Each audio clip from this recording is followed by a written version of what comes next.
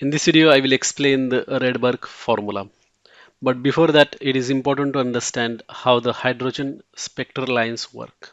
So here you can see that when the electron makes the transition from the higher energy states or higher energy levels to the lower energy levels, the photons are emitted with a specific wavelength, and that wavelength has been given over here. So if the electron is in the energy level 2 and it makes the transition from that level to the ground state, that is with energy level 1, then you can see that the wavelength associated with the photon is 122 nanometers. And same way, for different energy levels, the photon that is emitted has got the specific wavelength.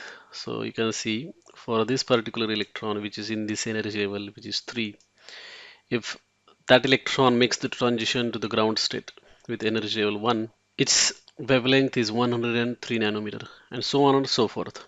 So based upon that, they have created this series like Lyman, Balmer, and Paston series. To calculate these wavelengths for any transition of the electron in the hydrogen atom, we have got a formula. It is not restricted to the hydrogen only. You can calculate these wavelengths for any other atom as well. So to calculate these wavelengths, we have got a formula, and that formula is called as Rydberg formula.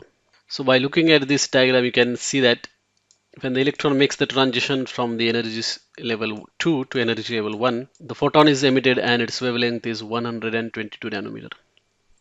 So we are going to use the Rydberg formula to calculate this wavelength. So this is what the Rydberg formula says. 1 upon lambda is equal to rz square inside the brackets 1 upon n1 square minus 1 upon n2 square. Here lambda is the wavelength that we want to calculate. R is the Rydberg constant. It has got specific value which we are going to use. Z is the atomic number. For a hydrogen it is going to be 1, so we will be using 1 for that.